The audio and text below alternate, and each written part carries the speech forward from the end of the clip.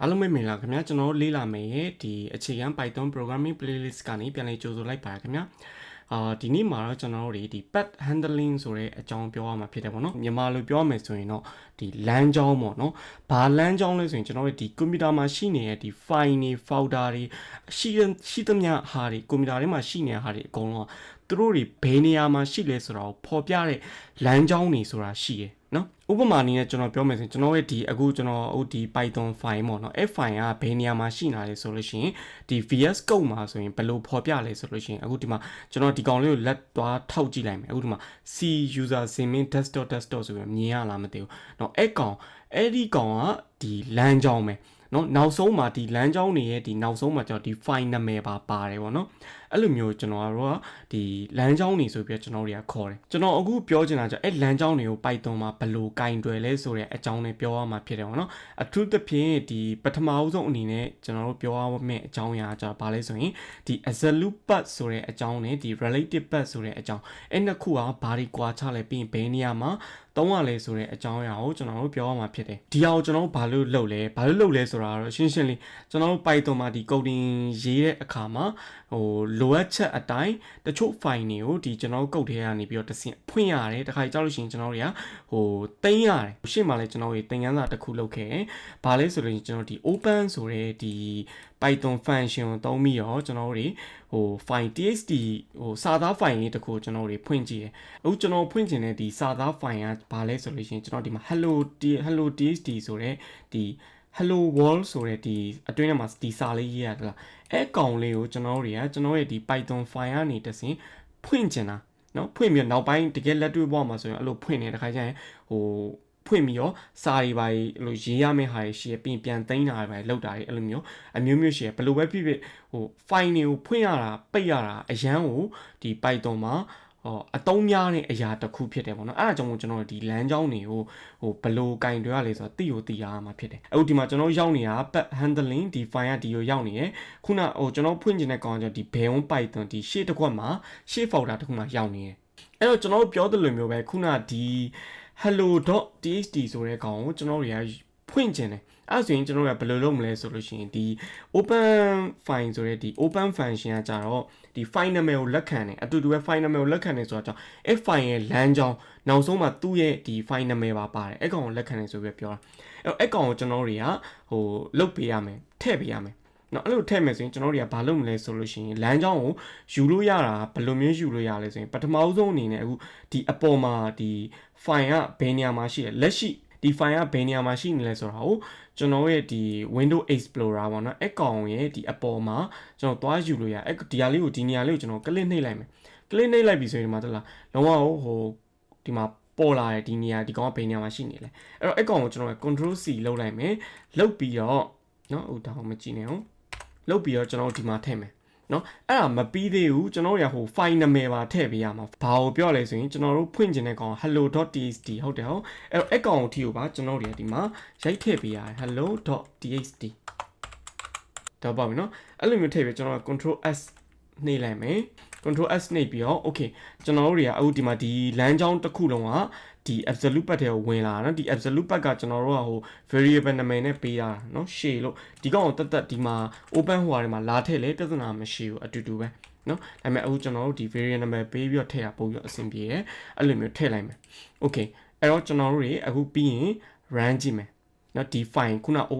hello.txt file ပွင့်လားမပွင့်လားဆိုတာကိုစမ်းကြည့်မယ်ဒီမှာကျွန်တော်တို့ကြည့်မယ်ဆိုရင် error တက်တယ် syntax error ဆိုပြီးတော့ error တက်တယ်အဲ့တော့ပုံမှန်ဆိုရှင်ဒီကမှန်းရမှာပဲငါတို့ခုနကတော့file နာမည်ကိုသွားပြီးတော့ copy လုပ်ပြီးတော့ဒီကောင်ကိုယူပြီးတော့ဒီလိုထည့်လိုက်တာမှန်းရမှာပဲဘာလို့မမှန်တာလဲ file ကပွင့်မလာအောင်နော်အဲ့ဒါအကြောင်းရှိရယ်ဘာလို့လဲဆိုလို့ရှိရင် Python မှာကျွန်တော်တို့ဒီကောင်ကိုဒီလိုကောင်လေးတွေကိုဒီလမ်းကြောင်းလေးတွေကိုပိုင်းနဲ့ separator ဆိုပြီးတော့ခေါ်တယ်ပေါ့နော်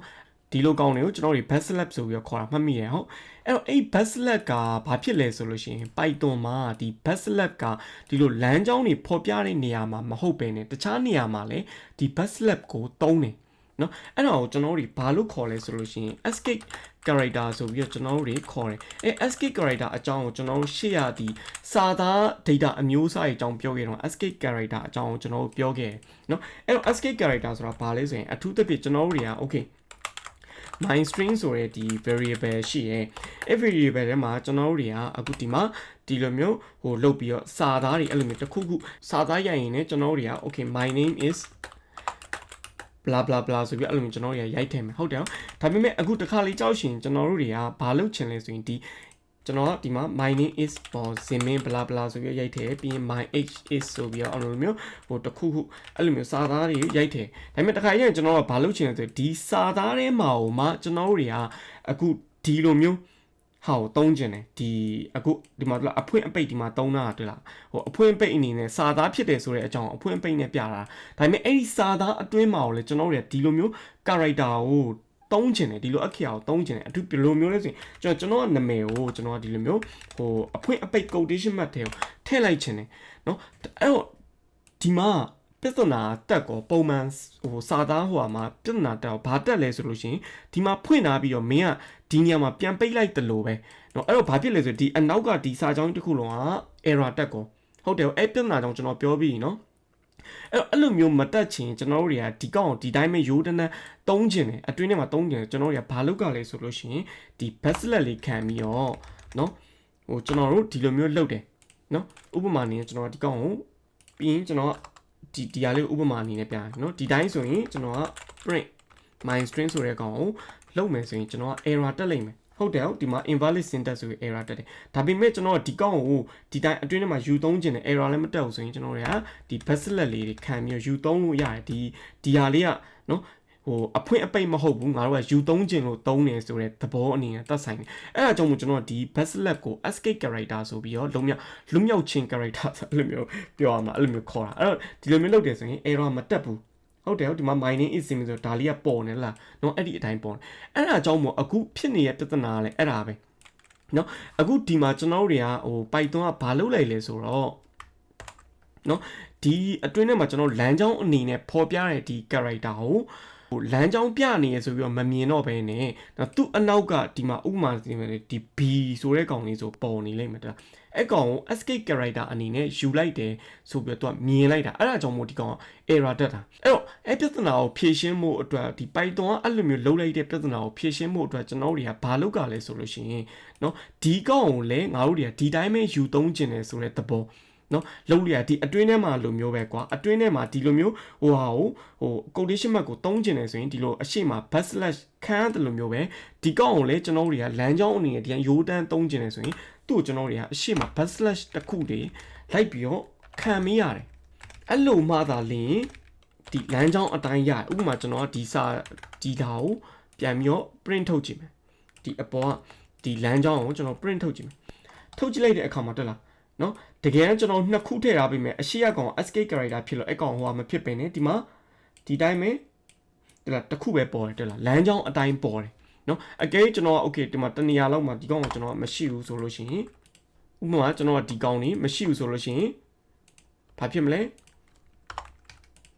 ခုနအတိုင်း error တက်လိမ့်မယ်နော်တော့ပေါ့ပြီနော်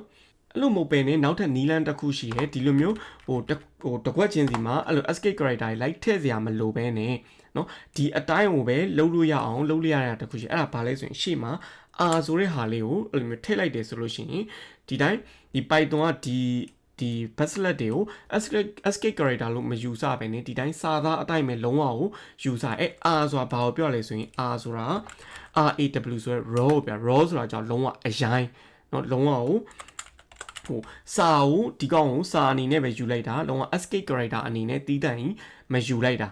အဲ့လိုလုပ်မယ်အဲ့လိုလုပ်ပြီးတော့ကျွန်တော်တွေ print ထုတ်ကြည့်မယ် error တက်လားမတက်လားကြည့်မယ်မကြည့်မတက်ဘူးเนาะစာသားအတိုင်းထွက်တယ်เนาะ okay အဲ့ဒါဆိုရင်ကျွန်တော်တို့ရပြီเนาะဒီမှာဒီကောင်ကိုလမ်းကြောင်းကိုဒီမှာထည့်ပြီးတော့ဒီ file hello.txt ကိုဖတ်လားမဖတ်လား run ကြည့်မယ်ဒီမှာကြည့် hello world ဆိုပြီးတော့ကျွန်တော်တို့ဖတ်တယ်စာအတိုင်းပဲ okay တော့ပေါ့เนาะ error မတက်ဘူးလမ်းကြောင်းနှစ်ခုအကြောင်းပြောရမှာအခုတစ်ခုအကြောင်းပြောရဲပထမဆုံးတစ်ခုကကျွန်တော်ပြောခဲ့အခုလင်းပြောတဲ့အကြောင်းအရာကဘာလဲဆိုလို့ရှိရင်လုံးဝ absolute path ဆိုတာ absolute path ဆိုတာဘာလဲ full back လုံးဝအပြည့်လမ်းကြောင်းကိုလုံးဝ CA အဲ့လိုမျိုးကျွန်တော် drive နာမည်ကနေစပြီးတော့လုံးဝအဆုံးထိအဲ့လိုမျိုးထည့်တဲ့ဟာကိုကျွန်တော်တွေကလုံးဝ full back ဒါမှမဟုတ် absolute back ဆိုပြီးတော့ခေါ်တယ်အဲ့တော့လမ်းကြောင်းသတ်မှတ်တဲ့အခါမှာနောက်ထပ်လမ်းကြောင်းအမျိုးအစားတစ်ခုပြောမယ်နောက်ထပ်လမ်းကြောင်းအမျိုးအစားပါဆိုရင် relative path ဆိုပြီးတော့ခေါ်တယ်ဒီမှာ relative ဆိုတာဘာကိုပြောလဲဆိုရင်ကျွန်တော်တို့တွေက relative ဆိုတဲ့ဒီစကားလုံးပါလိုက်ဆိုရင်အဲ့ဒါပါနှိုင်းရှင်နေတာတစ်ခုခုနဲ့နှိုင်းရှင်ပြီးတော့ထည့်လိုက်တဲ့အရာတစ်ခုကိုကျွန်တော်တို့ relative ဆိုပြီးတော့ခေါ်တယ်အခုဒီမှာဒီလမ်းကြောင်းဆိုတာလေနှိုင်းရှင်ပြီးတော့ဖော်ပြရတဲ့လမ်းကြောင်းကိုပြောတာနော်အခုကျွန်တော်ဒီမှာ absolute path ကိုဟုတ်ခဏရက်လိုက်မယ်အခုဒီမှာကျွန်တော်ဒီမှာ relative path ဆိုပြီးတော့ပြောရတယ်အဲ့တော့ကျွန်တော် file ဖွင့်တဲ့အခါမှာလဲ relative path ဆိုပြီးတော့ကျွန်တော်ရိုက်လိုက်မယ် relative path ဆိုတာဘာကိုပြောလဲဆိုလို့ရှိရင်အခုငါတို့ရှိနေတဲ့နေရာเนาะအခုကျွန်တော်ဒီ run နေတဲ့ဒီ Python file တွေ့လား F file ရှိတဲ့နေရာကိုနှိုင်းရှင်ပြီးတော့ file နာမည်ကိုဖော်ပြတာနေရာကိုဖော်ပြတာဒီ hello.txt file ဆိုတဲ့ဟာဒီ file နဲ့နှိုင်းရှင်မယ်ဆိုရင်ဘယ်နေရာမှာရှိနေရလဲဆိုလို့ရှိရင် तू ကအရှိတစ်ခွက်မှာအရှိ folder တစ်ခုမှာရှိနေတာနော်အခုဒီထဲမှာရှိနေမဟုတ်ပဲねခုနအခုဒီမှာ hello.txt ဆိုတဲ့ကောင်ကဒီနေရာမှာเนาะ path handling အခုဒီကျွန်တော်ရဲ့ Python file ကဒီနေရာမှာခုန hello. ကောင်ဆိုတဲ့ကောင်ကဒီမှာအပေါ်နောက်ထပ်ရှေ့တစ်ခွက်မှာရှိနေတာเนาะအဲ့တော့ကျွန်တော်တွေကဒီမှာသူ့ရှေ့တစ်ခွက်မှာရှိနေတဲ့ hello.txt file အဲ့လိုမျိုးဖော်ပြလိုက်ရင်ရတယ်လုံးဝအဲ့လိုမျိုးခုနလိုမျိုးလုံးဝအပြည့်ဖော်ပြစရာမလိုပဲねရှေ့တစ်ခွက်မှာရှိတယ်ရှေ့ပြောမယ်ရှေ့ folder မှာရှိတဲ့ hello.txt အဲ့ရှေ့ folder ကိုရည်ညွှန်းတာဘာကိုပြောလဲဆိုဒီအဆက်နှစ်ဆက်ဆိုတာရှေ့ folder ကိုရည်ညွှန်းတာ okay အဲ့တော့ကျွန်တော် relative path ကို run ကြည့်မယ်ဒီမှာကြည့်အတူတူပဲ run လိမ့်မယ်เนาะ okay ဒါကြတော့ဟိုရှေ့ folder မှာရှိနေလို့เนาะဒါဆိုရင်နောက်ထပ်ရှေ့နှစ်ကွက်เนาะအခုဒီ folder လည်းမဟုတ်ဘူးနောက်ထပ်အပေါ်နောက်ထပ်တစ်ခွက်ပြောမယ်ဒီမှာရှိနေတဲ့ဟာเนาะဒီနေရာမှာရှိနေတဲ့ဟာတွေကတစ်ခုခုကိုယူလာမယ်ဆိုလို့ရှိရင်ကျွန်တော်ဘာဖြစ်မလဲရှေ့ folder တစ်ခုနောက်ထပ် folder တစ်ခုဘယ်ကနေပြီးတော့ရှေ့ကိုပြောရလဲဆိုရင်ဒီ folder လက်ရှိ Python ရှိနေတဲ့လက်ရှိ Python ရှိနေတဲ့ folder เนาะဒီ folder ရဲ့ရှေ့တစ်ခွက်အဲ့ဒါဘာကိုရောက်မလဲဒီကိုရောက်မယ်ပြီးရင်အဲ့ဒါရဲ့ရှေ့တစ်ခွက်ဘယ်ကိုရောက်မလဲဒီကိုရောက်မယ်တော့ပါပြီနော်အခုကျွန်တော်အဲ့ရှေ့နှစ်ကွက်မှာ hello.txt file ရှိမနေဘူးเนาะရှိမနေရင်ဘယ်လို error တက်မလဲ run ကြည့်မယ်မှတ်တယ်လား file not found error တက်တယ်เนาะဟိုဒီ directory မှာ hello.txt ဆိုတာမရှိနေဘူးဆိုပြီးတော့ error တက်တယ်တော့ပါပြီနော်တခါလေကြောက်ရှင်ကျွန်တော်တို့တွေကကျတော့ဘာလုပ်ချင်လဲဆိုရင်ဟိုဒီ Python file နဲ့ folder တစ်ခုထဲမှာရှိနေတဲ့အကောင်ကိုဖွင့်ချင်တယ်ဆိုရင်ဘယ်လိုလုပ်မလဲအဲ့ဒါဆိုလို့ရှိရင်ကျွန်တော်တို့တွေကဘာမှမလုပ်တော့ဘူးဒီမှာအထူးသဖြင့်ပြောမယ်ဒီ donate black.txt ဆိုတဲ့ကောင်เนาะအဲ့ကောင်အခုကျွန်တော်ရဲ့ Python file နဲ့ဒီ folder တစ်ခုထဲမှာရှိတယ်ဟုတ်တယ်ဟုတ်အဲ့ဆိုရင်ကျွန်တော်တို့ကဘာမှရှိမှာဘာမှမလိုပဲနဲ့เนาะ donate black.txt ဆိုပြီးတော့ပဲဖွင့်ရင်ကျွန်တော်တို့ရတယ်ပြီးရင်ကျွန်တော်ကဒီ r ဆိုတဲ့ကောင်ကလည်းမလိုဘာမှမလိုလဲဆိုရင်ကျွန်တော်ကဒီလိုမျိုးကနေ backslash မပါတော့ r လည်းထည့်စရာမလို raw string เนาะအထူးသဖြင့် r ထည့်ထားတာဒီ backslash ကြောင့်ထည့်ထားတာဟုတ်တယ်ဟုတ်ဒါပေမဲ့အခုက folder တစ်ခုထဲမှာရှိနေတာမကြည့်ကြည့်ဘာလုပ်မလဲဒီ donate black.txt မှာဆိုတဲ့ကောင်ကြီးအကုန်လုံးဒီမှာစာသားတွေလာပေါ်နေတယ်เนาะအဲ့တော့ absolute path နဲ့ relative path ကွာခြားချက်ကအဲ့လိုเนาะနောက်တစ်ခုပြောမယ် absolute path ကိုဖော်ပြတဲ့အခါမှာနည်းနည်းကွာခြားတာတစ်ခုရှိတယ်အဲ့ဒါဘာလဲဆိုရင်ကျွန်တော်တို့ဒီ window အခုကျွန်တော်ရဲ့ computer window ဖြစ်နေတဲ့အခါကျတော့ကျွန်တော်ကဘာသုံးလဲဆိုလို့ရှိရင်ဒီမှာသလားဒီလိုပုံစံလိုမျိုးတုံးတယ်အတိအပြ backslash တွေတုံးတယ်ဒါပေမဲ့ဟိုကျွန်တော်တို့ဟို Apple computer ဖြစ်ရဲ့ Mac တို့ဒါမှမဟုတ် Linux တခြား operation system တွေမှာဆိုရင်ဘာသုံးလဲဆိုရင်သူကကြောင့် front slash ဒီလိုပုံစံမျိုးနဲ့လမ်းကြောင်းအဲ့ absolute လမ်းကြောင်းကိုဖော်ပြတယ်နော်အခုဒီမှာကျတော့ဘာကွာခြားလဲဆိုတော့ဒီလို Mac တို့ Linux တို့မှာကျတော့ဒီလိုမျိုးဟို front slash ကိုသုံးတယ်ပေါ့နော် front slash sorry forward slash အဲ့လိုမျိုးဟိုအရှိတ်ဘက်ကို slap လုပ်တဲ့ဒီ forward slash ကိုသုံးတယ်အဲ့လိုသုံးတဲ့အခါကျတော့ကျွန်တော်တို့ဒီအခု window မှာလိုမျိုး escape character မလို့ဘာလို့လဲဆိုရင်ဒီကောင်က Python string မှာကျတော့ဒီကောင်တက်ဟိုတခြားသဘောတရားတက်ရောက်နေတဲ့ဟာမရှိဘူးเนาะဟို backslash ဆိုလို့သုံးတယ်ဆိုလို့ရှိရင်တော့ Python လိုမျိုးပဲခံရမယ်အခုဒါပေမဲ့လည်းဒီမှာအဲ့လိုမရှိတော့ဒီကောင်ကဒီတိုင်းသုံးလိုက်ရင်ရတယ်ရှေ့မှာ raw string ဆိုတဲ့ r မထည့်လဲကိစ္စမရှိဘူးတော့ပေါ့ပြီเนาะအဲ့တော့ Linux နဲ့ဒီ Windows Linux Mac နဲ့ဒီ Windows နဲ့ကွာခြားချက်ကအဲ့ဒါကွာခြားချက်ရှိတယ်เนาะဒါကြောင့်ကျွန်တော်အခုဟို Mac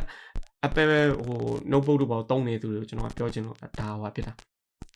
Okay အခုကျွန်တော်ပြောချင်တာကဘာလဲဆိုလို့ရှိရင်အဲ့ဆိုရင်ဒီ absolute path ကိုဘယ်အချိန်မှာသုံးပြီး relative path ကိုဘယ်အချိန်မှာသုံးလဲပြောရမယ်ဆိုလို့ရှိရင်တေချာဒီ file ကဘယ်နေရာမှာရှိလဲဆိုတော့တေချာမျက်စိနဲ့လုံးဝကွင်းကွင်းရှင်းရှင်းမြင်ရတယ်လားတော့ file ဟိုဒီ folder တစ်ခုချင်းစီရဲ့နေရာကိုရေးပြီးတော့ဟိုဒီ file ကိုလုတ်ပြလာတာဆိုတော့အကုန်လုံးမြင်ရတယ်ပြီးရင်ကျွန်တော်ရဲ့ကွန်ပျူတာမှာရှိနေတဲ့ဘယ်နေရာမှာဆိုတော့ဒီ absolute path ကိုလုတ်လို့ရတယ်အကယ်၍စဉ်းစားကြည့်ကွာဒီကျွန်တော်ဖွင့်ချင်တဲ့ဒီ file ပေါ့နော်ဖွင့်ချင်တဲ့ file ဒီ donateplat.txt ဆိုတဲ့ကောင်ကလုံးဝဟိုကျွန်တော်တို့ဒီ Python file နဲ့အခု run နေတဲ့ကောင်နဲ့တော်တော်ကြီးနေရာတော်တော်ကြီးဝေးကွာတယ်ပြောမယ်ဆိုရင်လုံးဝဟို D drive တို့ဒီ drive ကအစလုံးဝ D တို့နော် G တို့အဲ့လိုမျိုးတွေထိမှာပါတခြား drive ထိမှာပါရှိတယ်အဲ့ဒါဆိုလို့ရှိရင်ဒီ relative path ကိုဖော်ပြတာအရန်ကိုရှုပ်သွားပြောရမယ်ဆိုလို့ရှိရင်လုံးဝတင်မှာအဆက်တွေရောဘာတွေရောအများကြီးပဲပြီးရင်ဘယ် file ထဲမှာဘလို့အဲ့လိုမျိုးဘလို့အဲ့လိုမျိုးဖြစ်သွားပြီအရန်ရှုပ်သွားလိမ့်မယ် file ကအခုဒီ project လုပ်နေတဲ့ကောင်နဲ့အရန်ကိုဝေးတယ်အရန်ကိုကွာခြားတယ်ဆိုလို့ရှိရင်เนาะကျွန်တော်တွေက absolute path ကိုသုံးရင်ရတယ်အဲ့တော့ relative path ကိုဘယ်လိုအချိန်မျိုးမှာသုံးမလဲဥပမာကျွန်တော်ကကြတော့ဒီလိုမျိုးဟိုလမ်းကြောင်းကိုကျွန်တော်ရဲ့အခုဒီ Python file မှာကျွန်တော် file တစ်ခုကိုဖွင့်မလို့လမ်းကြောင်းကိုဒီလိုမျိုးကြီးဟိုအသေးသတ်မှတ်ထားတယ်ပြောမယ်ဆိုလို့ရှိရင်ဒီ file ကကြတော့ကျွန်တော်ရဲ့ကွန်ပျူတာရဲ့တခြားနေရာမှာလုံးဝဟိုဒီအခုလက်ရှိ Python ဖွင့်တဲ့ file နဲ့ဘာမှမဆိုင်ဘူးနေရာလုံးဝတခြားနေရာနေပြီးတော့ယူပြီးတော့ဖွင့်ထားတာနော်အဲ့ဒီလိုမျိုးဖွင့်ထားတဲ့ file အဲ့လိုမျိုးဖွင့်ထားတဲ့ဒီ code ကြီးကိုကျွန်တော်ကနေပြီးတော့နော်တခြားကွန်ပျူတာမှာဖွင့်မယ်ဒါမှမဟုတ်လို့ရှိရင်ကျွန်တော်ဟို coding ရေးတာကျွန်တော်ဟိုတယောက်တည်းရေးရမှာမဟုတ်ပဲတခြားသင်ငယ်ချင်းတယောက်နဲ့ရေးနေတာအဲ့ဒါဆိုရင်အဲ့တယောက်ကဒီ code ကိုဆက်ရေးမယ်ဆိုတော့သူ့ကိုကျွန်တော်ဒီ file ကိုပေးလိုက်မယ်နော်သူကဆက်ရေးမယ်သူ့ကွန်ပျူတာမှာကျွန်တော်ခုနဖွင့်ထားတဲ့ဒီလမ်းကြောင်း file ကိုဖွင့်တဲ့အခါမှာသူ့ကွန်ပျူတာမှာကျတော့လုံးဝကိုတင်မှာသူ့ကွန်ပျူတာမှာရှိရဲ့ဒီလမ်းကြောင်း structure ပေါ့နော်လမ်းကြောင်းတိစောက်ပုံကကျွန်တော်ကွန်ပျူတာမှာရှိရဲ့ကောင်နဲ့တူမှာမဟုတ်ဘူးကွာအဲ့တော့အဲ့ဒီလမ်းကြောင်းတွေကအခုခုနကလိုမျိုးဒီ file not found ဆိုတဲ့ဒီရှာမတွေ့ဘူးဆိုတဲ့ error ကအမြဲတမ်းတက်ကောကျွန်တော်ကိုယ်တိုင်ကလေဥပမာဟို coding ရေးတဲ့အခါမှာကျွန်တော်ရဲ့ဒီလက်ရှိအိမ်ကကွန်ပျူတာမှာပဲရေးတာမဟုတ်ဘူးကွာကျွန်တော်ဒီ file ကိုကျွန်တော်ရဲ့ကျောင်းမှာကျောင်းကွန်ပျူတာမှာလည်းရေးမယ်တခြားဟိုဟာမှာလည်းဟိုကျွန်တော်ရဲ့ဟို laptop တို့ဘာလို့ဒီမှာလည်းရေးမယ်အဲ့လိုမျိုးဆိုရင်ကျွန်တော်ကဟိုဒီကွန်ပျူတာရဲ့ဒီလမ်းကြောင်းကြီးကိုအသေးကြီးဖော်ပြလာတာအဆင်မပြေဘူးเนาะအဲ့အစားလိုအပ်တဲ့ file တွေဘာတွေကိုကျွန်တော်ဒီ project folder ကျွန်တော်အခုလက်ရှိလုပ်မဲ့ဒီ Python project folder ထဲမှာအတူတူထည့်ထားပြီးတော့เนาะဟိုအခုလိုမျိုး relative path အနေနဲ့သုံးတာပို့ပြီးတော့အဆင်ပြေနော်ဒီလောက်ဆိုရင်တော့ဒီ absolute path နဲ့ဒီ relative path အကြောင်းကိုနည်းနည်းနားလည်မယ်လို့မျှော်လင့်တယ်နော်ဒီအားကြောင့်ကျွန်တော်တို့ဟိုဇက်တိုက်သုံးရမယ့်အားဖြစ်တယ်ပေါ့နော် Okay အဲ့တော့ဒီနေ့တော့ဒီလောက်ပါပဲကျေးဇူးအများကြီးတင်ပါတယ်ခင်ဗျာ